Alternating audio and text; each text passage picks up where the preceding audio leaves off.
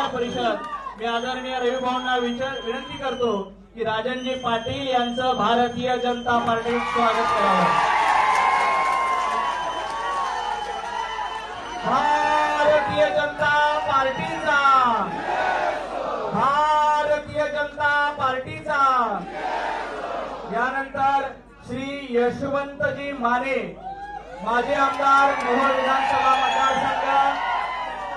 बोलो भारत माता की, भारतीय जनता पार्टीचा।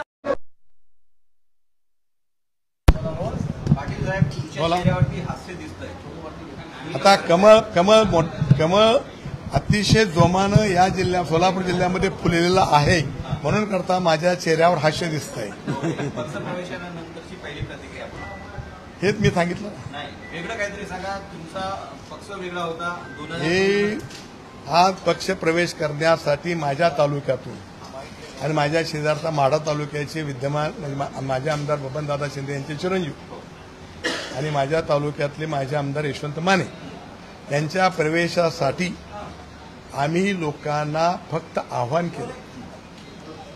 350 पावणे 400 किलोमीटरवर स्वतःच्या वाहनातून मिळेल त्या वाहनातून माझ्या मतदारसंघातले कार्यकर्ते अतिशय उत्स्फूर्तपणे स्वतःच्या खर्चानं इथं येऊन आम्हाला आशीर्वाद दिला।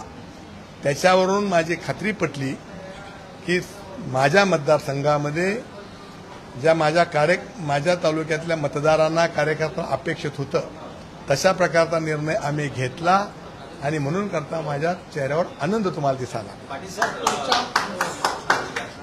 सर, तुम्ही गेल्या अनेक वर्ष 3 वेळेस राष्ट्रवादी आमदार होतात, त्यानंतर तुमचा मतदारसंघ आरक्षित झाला, निष्ठेने तुम्ही पक्षाचा उमेदवार निवडून आणलात आणि सोलापूर जिल्ह्याचं राजकारण असं की कोणी कुणाच्या मतदारसंघामध्ये ढवळाढवळ करत नाही, इंटरफेअर करत नाही। मग असं काय झालं की पक्ष बदलाचा निर्णय? आता तुम्हाला सगळ्यांना मीडियावर तुम्ही बघत असाल की जिथं शिस्तच राहिली नाही पक्षामध्ये, त्या बेशिस्त पक्षामध्ये राहून आपणही बेशिस्त व्हायचं का? आम्ही आमचे त्यावेळेचे नेते अजितदादा त्यांच्यासारखे शिस्तप्रिय माणसं म्हणून करता आम्ही अजितदादा बरोबर गेलो। पण आज जर तुम्ही बघितलं, मीडियावर तुम्ही बघत असाल लांब जर असला तरी, हा बेशिस्त झालाय पक्ष।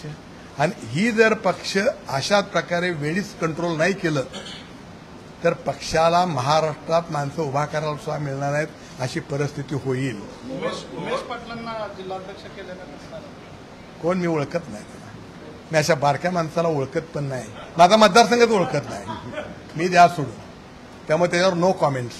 पाटील साहेब, यशवंत माने यांचा पराभव तुम्हाला फार जिव्हारी लागला, काय घडलं होतं त्या दरम्यान?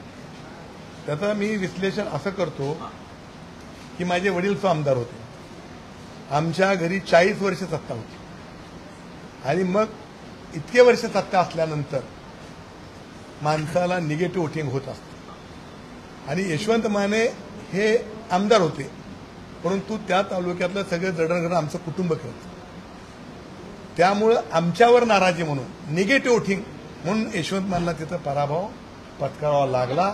याच्यामध्ये दुसरं कुठलंही कारण नाही। अतिशय चांगलं काम यशवंत मानेने आमच्या तालुक्यामध्ये केलं होतं। त्यावेळेला अजितदादांनी सुद्धा मोठ्या प्रमाणात निधी आम्हाला दिला होता, परंतु केवळ माझा निगेटिव्ह वोटिंग, जसं अनेक लोक दिग्गज पडले जातात निगेटिव्ह वोटिंगमध्ये, तशा प्रकारे निगेटिव्ह वोटिंगमध्ये आम्हाला पराभव पडला।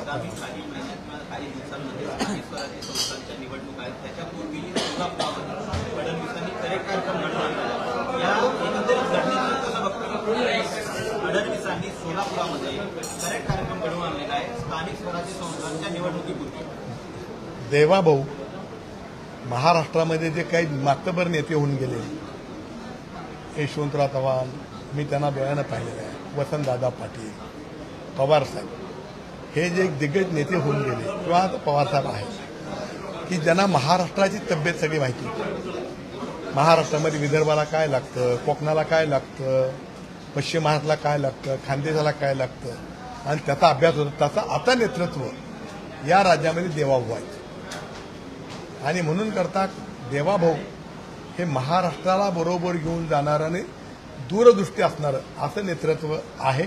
त्यामुळं त्यांनी जिथं जिथं आपल्याला आवश्यक आहे, जिथं आपला पक्ष कमी वाटतोय किंवा जिथं पक्षामध्ये कमतरता वाटते तिथं त्यांनी पक्ष वाढवण्यासाठी असा निर्णय घेतला असेल आणि आम्ही त्यांच्या त्या कार्यावर प्रेरित होऊन आज या पक्षामध्ये प्रवेश करत आहोत. स्थानिक स्वराज्य संस्थांमध्ये सोलापूर जिल्हा भाजपमय झालेला दिसेल असं तुम्ही शब्द दिले. हो 100%. तो मी शब्द दिलाय म्हणजे वैयक्तिक राजन पाटील म्हणून नव्हे, पक्षानं गेल्या 15 वर्षामध्ये त्या जिल्ह्यामध्ये केलेलं काम, देवाभाऊवर आकर्षित झालेला त्या जिल्ह्यातील कार्यकर्ता, नेते मंडळी या सगळ्यांच्या ताकदीवर मिळून हा जिल्हा भारतीय जनता पक्ष मन होईल असं मी सांगितलं तुम्हाला, ते होणार आहे. आज फडणवीसांनी करेक्ट कार्यक्रम तर घडवून आणलेला आहे, पण आगामी काही काळामध्ये टप्पा 1 आणि टप्पा 2 परत मोठा कार्यक्रम होईल हो, सोलापूर जिल्ह्यात आणखीन लोक आहेत. थोडं सविस्तर सांगा, थोडं खुलवून सांगा. नाही, तुम्हाला माहितीच आहे, रोज टीव्हीवर न्यूज येतात, त्यामुळं त्यांचाही प्रवेश होणारच आहे. सोलापूर जिल्ह्यामध्ये अनेक मतदारसंघामध्ये माणसं उभा करायला, कर्तृत्वान माणसं उभा करायला सुद्धा मिळणार नाहीत इतरांना, एवढं मी तुम्हाला शब्द देतो. आणि शेवटचा प्रश्न आहे, व्यासपीठावरती तुमचा पक्षप्रवेश जेव्हा झाला किंवा नंतर माड्याचे काही लोक आले, माडा मतदारसंघाचे रणजित सिंह दादा, या दरम्यान तुम्हाला साईड ट्रॅक करण्याचा प्रयत्न झाला, नेमका काय किस्सा होता थोडं सांगा. अहो साईडला नाही, राजन पाटलांना कोण साईड ट्रॅक नाही साईडला बिडला नाहीये.